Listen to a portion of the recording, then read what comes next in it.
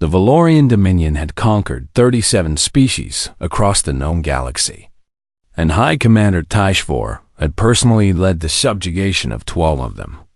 So when his war fleet dropped out of hyperspace above the human colony on Kepler 442b, he felt nothing but absolute confidence in the outcome that would follow his flagship. The Eternal Conquest hung in orbit like a predator watching prey, and around it floated 200 warships carrying enough soldiers and firepower to burn this world to ash if necessary. Though Tishvor hoped the humans would at least provide some entertainment before their inevitable surrender, "High Commander," his communications officer called out, "the humans have responded to our demands." Tishvor turned his massive frame toward the display screen, his 4 eyes narrowing with interest as the human transmission began playing. And he watched a female human in military uniform speak words that his translator converted into perfect Valorian. "We will not surrender our colony," the human said, her voice steady and calm, "but we will fight with honor, and we expect the same from you." The bridge crew waited for their commander's reaction, and when Tishvor began laughing, they joined him. The sound of Valorian amusement filling the command deck like thunder rolling across mountains. "Honor," Tishvor repeated, savoring the word as if it were a fine delicacy. These creatures speak of honor when they have no idea what the word truly means. He had studied humans before arriving, as he studied all his prey, and he knew their history was filled with conflict and violence. But he also knew they were soft in ways that mattered. Too attached to individual lives, too concerned with survival, too willing to retreat when the battle turned against them.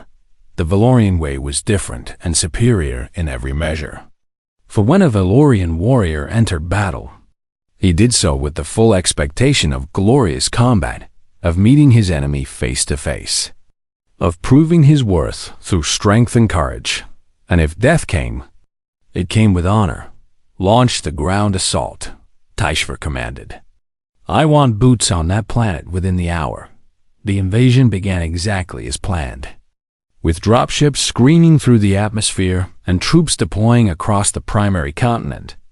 And intelligence reports indicated the humans had concentrated their forces around the capital city, building defensive positions in the surrounding hills and valleys. General Kethrix led the ground forces, a veteran of 9 planetary conquests who had never known defeat.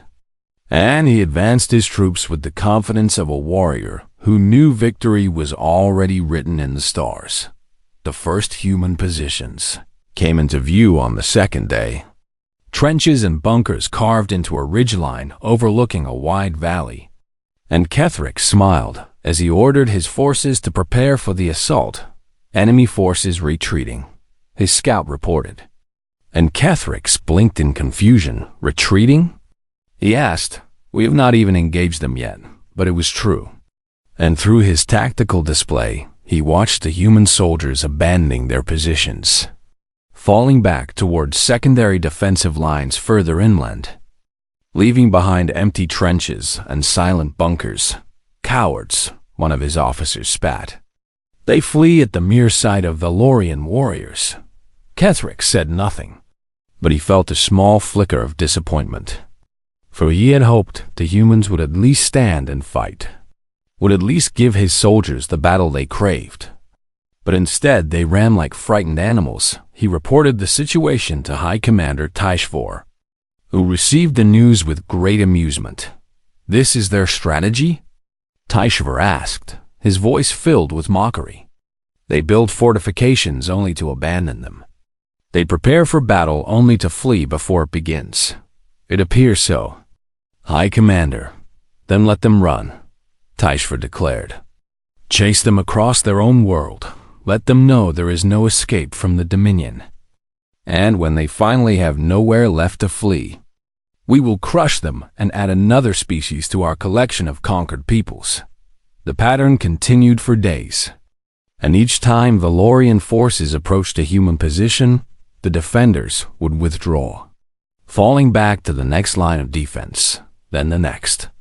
And the next after that, Kethrix captured fortification after fortification. Each one empty, each one abandoned without a fight. And his troops grew restless with the lack of combat.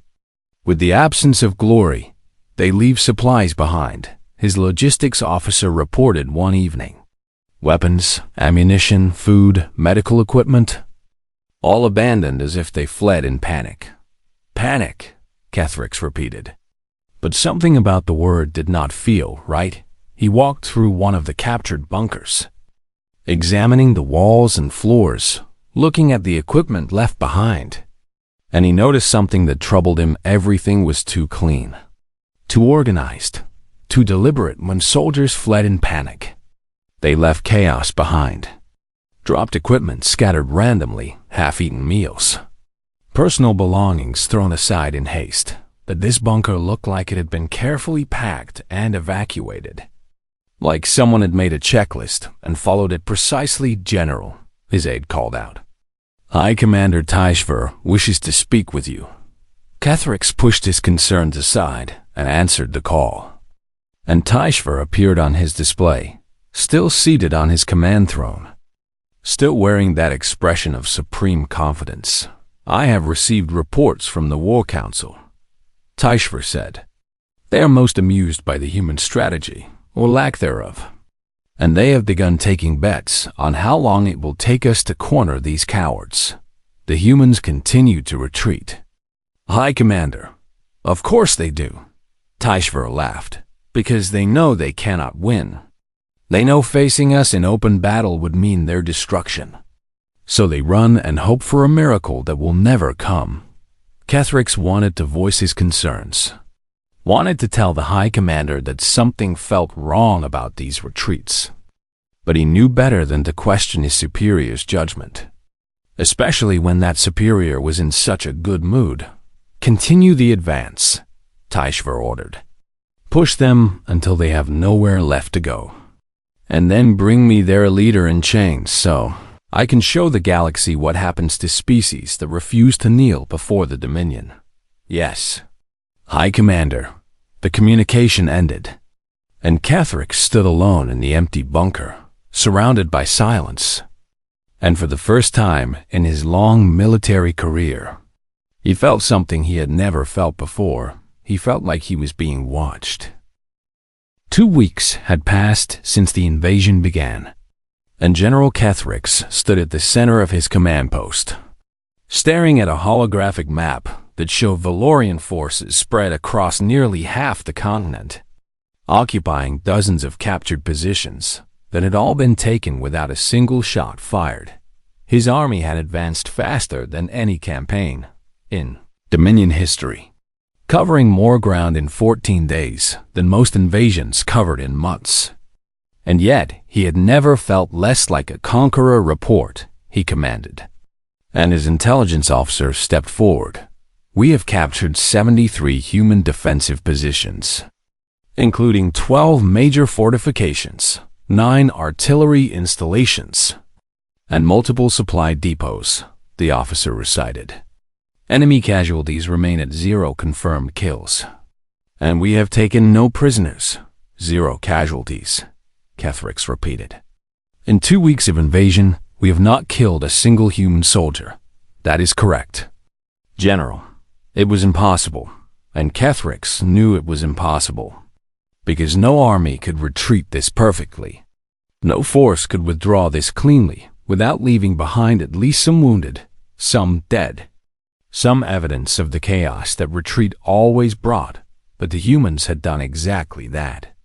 And every fortification his troops captured was the same as the last. Empty and silent and organized with a precision that made his scales itch with unease. What about our own forces? He asked. What is our current status? We have suffered minimal casualties, General, mostly from accidents and equipment failures. Though we have experienced some communication difficulties with forward units in the eastern sector. Communication difficulties? Yes, General. Several patrols have reported signal interference, and we have lost contact with a few scout teams. though this is likely due to terrain issues or equipment malfunctions. Kethrix did not believe that. Not anymore, because he had been a soldier for too long to believe in coincidences.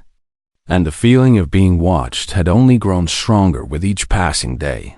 "Show me the patrol routes," he ordered.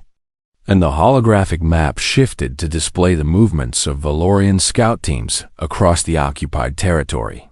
He studied the display for several minutes, noting the paths each team had taken, the timing of their reports, the locations where contact had been lost.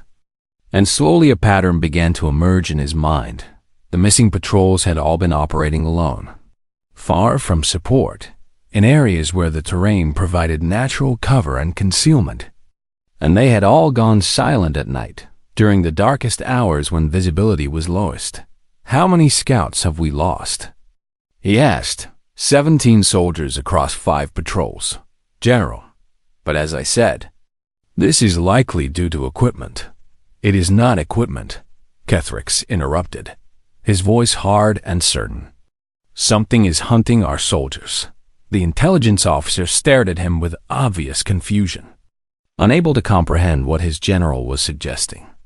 Because the idea that humans could hunt Valorian warriors was absurd, was laughable, was completely contrary to everything they knew about this weak and cowardly species.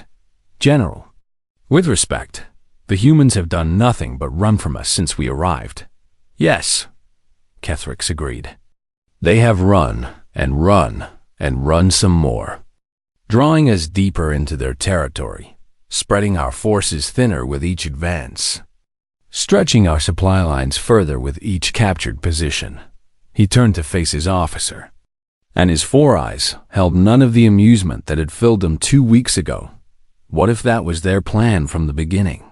He asked, what if every retreat was calculated? Every abandoned fortification was bait. Every easy victory was designed to make us confident and careless. But why would they do that, General?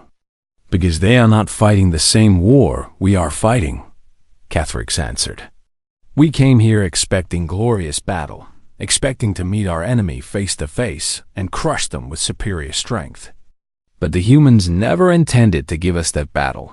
He looked back at the map, at the vast territory his forces now occupied, at the thin lines connecting 4 positions to supply depots, at the isolated patrols scattered across unfamiliar terrain. "They gave us exactly what we wanted," he continued. "Easy victories, fast advances, territory without resistance. And in our arrogance, we took it all without question, without wondering why it was so easy, without considering that we might be walking into a trap." That night, Kethrix ordered increased security around all Valorian positions, doubled the patrols, and demanded that no soldier travel alone under any circumstances. But the night was long, and the human world was dark, and somewhere in that darkness, things were moving. A supply convoy traveling between 2 forward bases reported engine troubles and stopped to make repairs.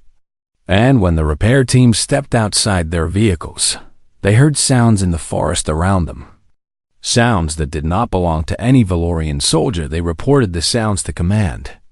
But before anyone could respond, their transmission cut off mid-sentence. And when reinforcements arrived an hour later, they found the vehicles empty and undamaged. With no sign of the 12 soldiers who had been aboard, another patrol reported seeing lights in the distance. Strange flickering signals that seemed to be communicating in some kind of code. And when they moved to investigate, they walked into a ravine that had not appeared on any of their maps. A ravine that turned into a dead end with walls too steep to climb. They were found the next morning, alive but unconscious, with no memory of what had happened after they entered the ravine. "Psychological warfare," Kethrix murmured as he read the reports. "They are trying to break our morale." But it was more than that, he realized. Because the humans were not just trying to frighten his soldiers. They were studying them, learning their patterns, testing their responses, gathering information that would be used for something far worse than mind games. tried to contact High Commander Tishvar, tried to warn him that this invasion was not going according to plan, that the humans were far more dangerous than anyone had believed. But the communication channels were experiencing interference, and his messages were not getting through. When did the interference start? He asked his communications officer. Approximately 6 hours ago, General. We believe it may be related to solar activity or atmospheric conditions. It is not solar activity, Kethrix growled. The humans are jamming our communications, isolating us from the fleet, cutting us off from reinforcements and support. He stood alone in his command post, surrounded by maps and reports and data that all told the same story. A story he had been too blind to see until now. The humans had not been retreating because they were afraid. They had been retreating because they were patient, because they understood something the Valorians had never learned in all their centuries of conquest. Sometimes the best way to defeat a stronger enemy was not to fight them at all, but to let them defeat themselves. And as Kethrix looked out at the darkness beyond his command post, he knew the real battle was about to begin. The first real attack came at 3 in the morning, when the darkness was deepest and the Valorian soldiers were at their most tired. And it began not with the thunder of weapons or the screams of battle, but with a soft click that nobody heard. A fuel depot on the western edge of Valorian territory erupted in flames, so sudden and so fierce that the soldiers guarding it had no time to react, no time to call for help, no time to do anything except watch in horror as their vehicles and supplies burned to ash in seconds. By the time reinforcements arrived, the attackers were gone, vanished into the night like ghosts, leaving behind nothing but destruction and confusion and the first real taste of what was to come. General Kethrix received the news at dawn, and before he could process it, 3 more reports came in rapid succession. Each one worse than the last. A communication relay had been destroyed. Cutting off an entire sector from Commando Patrol Base had been attacked, and its soldiers were missing. An ammunition depot had exploded, taking with it enough firepower to arm a battalion. How is this possible? His aide demanded. We have thousands of soldiers across this continent. We have sensors and patrols and security everywhere. How are the humans getting through our lines? Kethrix did not answer because he did not know, could not understand how an enemy that had run from every engagement could suddenly strike with such precision and such deadly effect. Ordered an immediate review of all security protocols, demanded that every unit report their status, sent scouts to investigate each attack site. And what they found only deepened the mystery. There were no footprints, no tracks, no evidence that anyone had approached the targets. Explosives used were human-made, but the delivery methods were impossible to determine. Witnesses reported hearing nothing, seeing nothing, knowing nothing until the fire and chaos began. They move like shadows, one of his officers whispered, and Kethrix could hear the fear in his voice, a fear that was spreading through the ranks like a disease. The second night was worse. A forward operating base went silent at midnight, and when a response team arrived, they found every soldier inside unconscious, their weapons missing, their communication equipment destroyed, and strange symbols painted on the walls in a language nobody could read. Another patrol reported being followed by something they could not see, something that stayed just beyond the range of their lights, something that made sounds like clicking and whistling that seemed to come from everywhere. And nowhere at once. 3 soldiers from that patrol deserted before morning, unable to face another night in the dark. They are breaking, Kethrix muttered as he read the desertion report. Our soldiers are losing their nerve, losing their will to fight, and the humans have not even shown themselves yet. He finally managed to establish contact with High Commander Tishvar, fighting through the interference that still plagued their communications, and he delivered his warning with all the urgency he could muster. High Commander, we must regroup immediately. We must pull our forces back and consolidate our positions. This invasion has become a trap, and we are caught in it. Taishver's response was dismissive and angry. You speak of retreat. General, you speak of running from an enemy that has done nothing but run from us. Have you lost your courage along with your common sense? This is not about courage. High Commander, this is about survival. The humans are not fighting us the way we expected them to fight. They are using tactics we have never seen. Striking from shadows, disappearing before we can respond. Turning our own confidence against us. Enough, Taishver commanded. You will continue the advance. You will find these human pests and you will crush them. And if you cannot do this, I will find a general who can. The communication ended. And Kethrix stood alone with the weight of his failure pressing down on his shoulders. That night, the third night of the real war, 60 soldiers disappeared, not killed, not captured, just gone. Vanished from their posts without a trace, without a sound. Without any indication of what had happened to them, Kethrix went to the site himself. Walking through the empty camp with a security detail that jumped at every shadow. And he tried to understand what he was seeing. The soldiers had been eating dinner when they disappeared. Their meals still on their plates, their drinks still in their cups. Everything frozen in the moment of their vanishing, as if time itself had stopped and taken them away. This is impossible. One of his guards said, Soldiers do not just disappear. There must be evidence. There must be something. But there was nothing. Only silence and emptiness and the growing certainty that something terrible was hunting them. Kethrix returned to his command post and found a message waiting for him. A message that had been delivered not through any communication channel, but written on paper and left on his desk. While he was away, the message was in perfect Valorian script.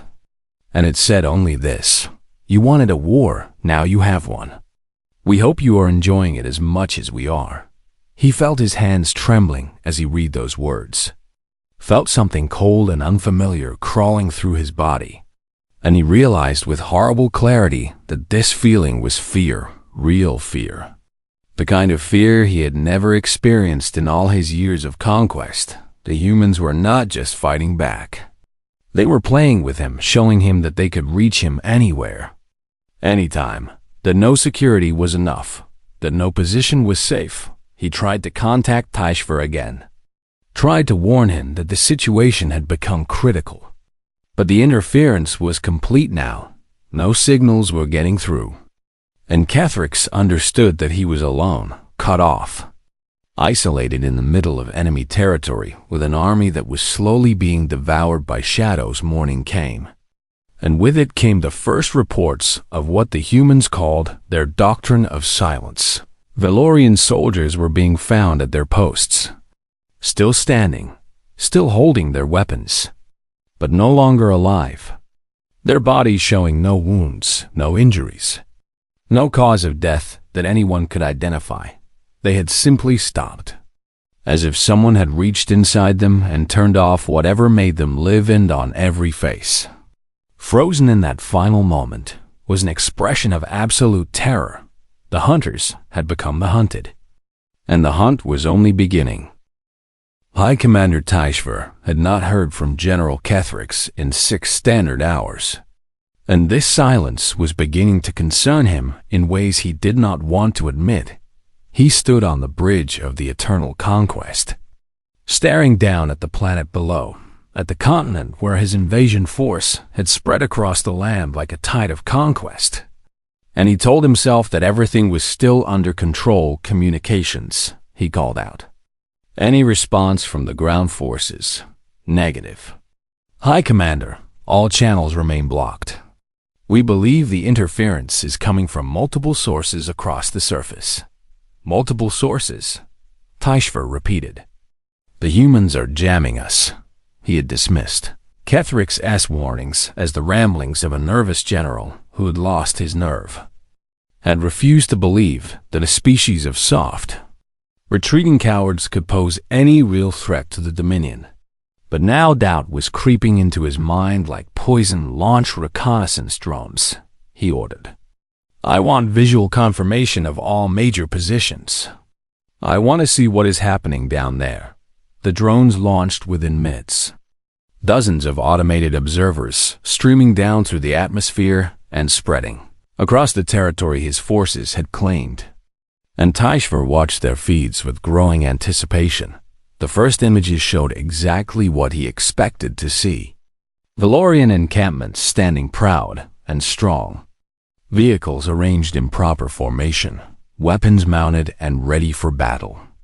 Everything in its proper place, but there was no movement. He enhanced the image, zoomed in on individual positions, looked for the soldiers who should have been patrolling, guarding, maintaining the equipment, and he saw nothing.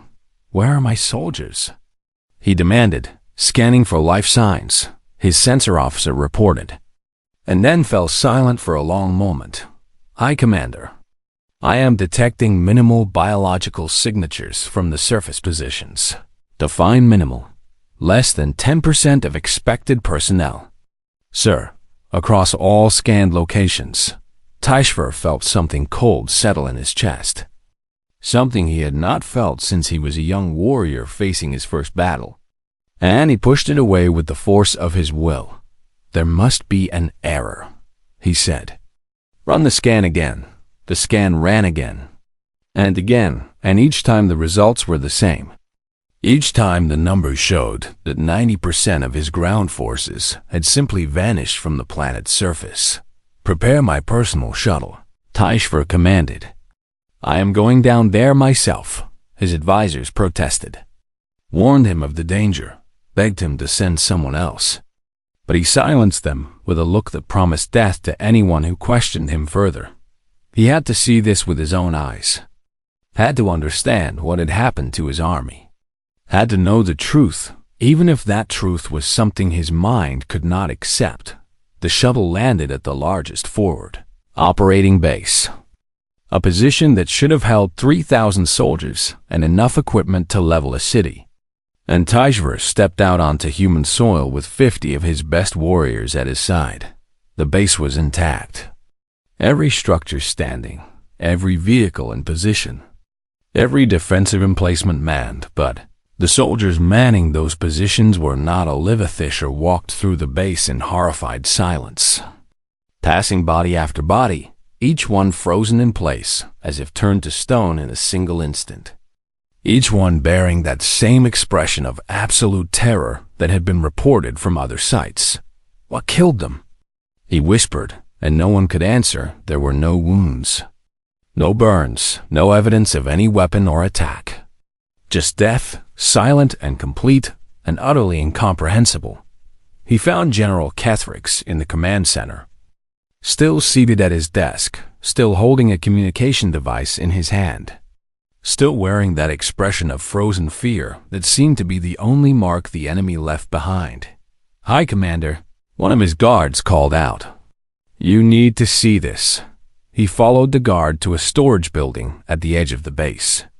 And inside he found something that finally, truly, broke through his confidence and left him standing in raw terror. His missing soldiers were there. Thousands of them, arranged in perfect rows, seated on the floor with their hands in their laps. Alive but not conscious, breathing but not aware. Their eyes open and staring at nothing. "They are alive," the guard reported. "All of them, but they will not respond to anything. They will not speak. They will not move. They just sit there and stare." Tishver approached one of the soldiers, a veteran warrior he had personally promoted after a battle 3 years ago, and he waved his hand in front of the warrior's face. Nothing, no response, no recognition. Just empty eyes and shallow breathing. What did the humans do to them? He asked, and his voice cracked on the last word his communicator suddenly activated, cutting through the interference as if it had never existed. And a human voice spoke in perfect, calm Valorian. "High Commander Tishver, thank you for joining us on the surface. We have been waiting for you." He spun around, searching for the source of the transmission, but saw nothing, no one. Only his own terrified soldiers, and the endless rows of empty-eyed survivors. "Who are you?" he demanded. "Show yourself and face me like a warrior." "We are not warriors, High Commander, not the way you understand the word. We do not seek glory or honor or any of the things your kind values. We seek only one thing, and we have achieved it." "What thing?" "Victory," the voice answered. "You came to our world expecting a battle, expecting us to stand and fight and die for your entertainment. But we chose a different path. We chose patience. We chose silence. We chose to let you spread yourself thin, and then we simply removed you, one soldier at a time, one base at a time, until your army existed only on paper." Tishver looked at the rows of catatonic soldiers, at the bodies of the dead scattered across the base, at the ruins of an invasion that had seemed so certain just days ago. "The ones who are alive," he said. "What did you do to them?" "Nothing permanent," the voice assured him. "They will wake in a few days with no memory of what happened, no memory of the fear they felt when they realized they could not fight what they could not see. We are not cruel, High Commander. We simply needed to make a point." "What point?" "That you cannot defeat an enemy who refuses to fight on your terms. That strength means nothing when your opponent chooses the time, the place, and the method of engagement.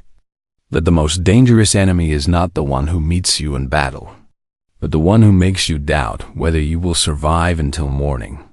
The communication ended, and Tishver stood in the silence, surrounded by the remnants of his defeated army.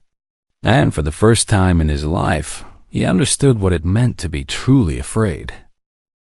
The Valorian Dominion withdrew from Kepler 442b 16 days after their invasion began, and they left not as conquerors who had chosen to spare a defeated enemy, but as survivors fleeing from a nightmare they could not understand. High Commander Tishver ordered the retreat himself. Breaking centuries of Dominion tradition had demanded victory or death. And when his remaining forces limped back to their ships, they carried with them stories that would change how the galaxy viewed humanity forever. Of the 40,000 soldiers who had landed on the planet, only 8,000 returned to the fleet, and of those 8,000, nearly half were the catatonic survivors who had been found in that storage building. Soldiers who would eventually wake with no memory of their capture, but who would never again be fit for combat. The rest were simply gone, vanished into the shadows of a world that had swallowed them whole. What happened down there? The Dominion Senate demanded when Tishver finally returned home to face judgment for his failure. "How did you lose an entire army to a species we rated as minimal threat?"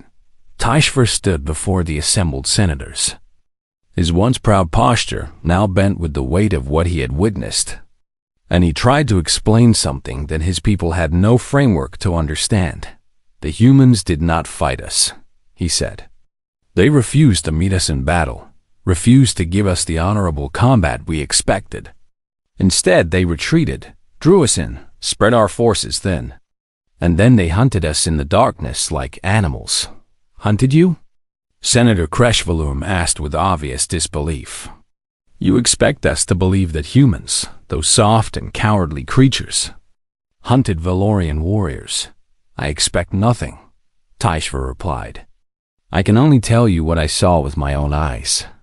I saw soldiers standing dead at their posts with no wounds on their bodies. I saw entire battalions disappear without a trace. I saw warriors who had never known fear reduced to hollow shells, who could not even remember their own names." The Senate chamber fell silent as he continued. "The humans call it psychological warfare, but that name does not capture what they truly did. They did not just attack our bodies, they attacked our minds. They made us afraid of the dark, afraid of the silence, afraid of every shadow and every sound, and when we were too afraid to function, they simply removed us from the battlefield." "This is impossible," another senator declared. "The Dominion has conquered 37 species. We have faced enemies with superior technology, superior numbers, superior everything, and we have always prevailed. Are you telling us that humans of all species have found a way to defeat us?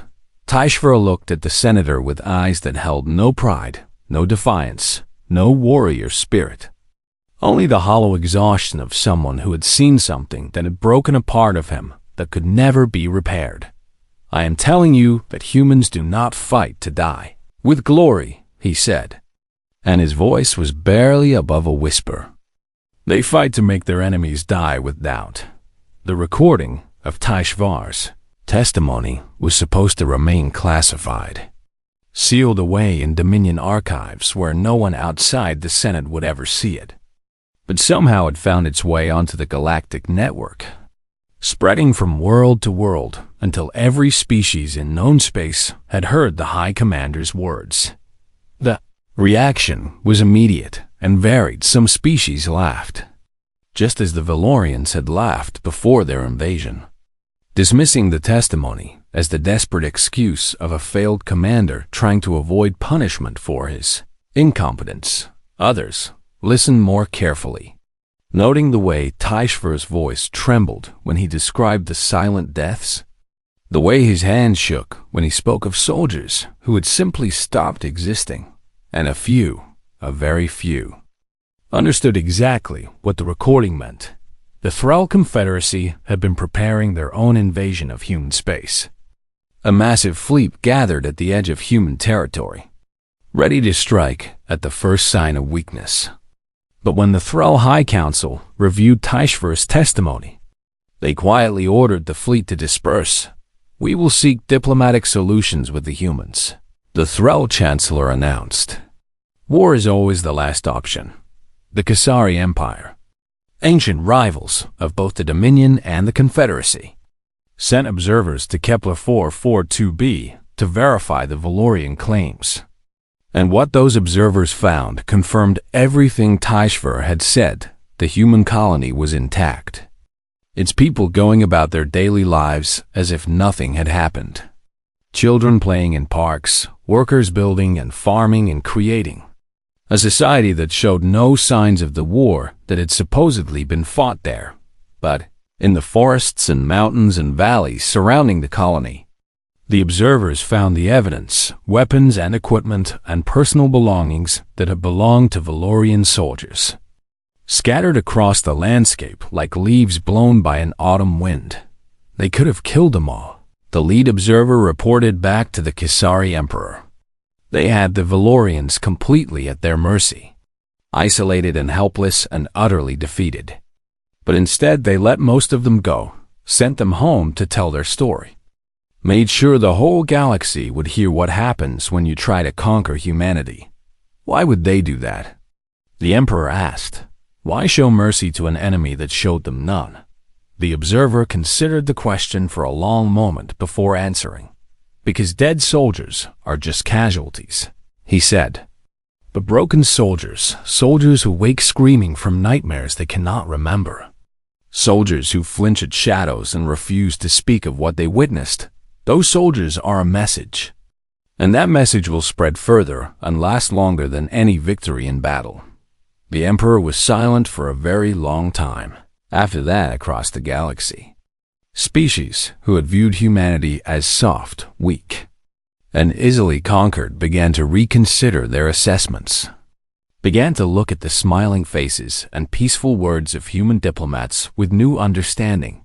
The humans smiled because they could afford to smile, because they knew something that others were only now beginning to learn. They did not need to show their strength to prove they had it. They did not need to threaten or boast or beat their chest like the warrior species did. They simply waited, patient and quiet and watchful. And when their enemies made the mistake of underestimating them, they responded in ways that no one expected, and no one forgot the Valorian Dominion never invaded another human world, never threatened human interests, never even spoke harshly of humanity in public forums. And when other species asked why the mighty Dominion showed such respect to a soft and sentimental species like humanity, the Valorians had only one answer, because when humans choose violence, they said, they do not announce it with war drums and honor challenges. They simply wait until the battlefield goes quiet. And by then it is already over. The galaxy had learned its lesson. And humanity smiled and continued on its way, patient as always, ready for whatever came next. And in the darkness between stars, other species watched and listened and remembered. Because some lessons, once learned, are never forgotten.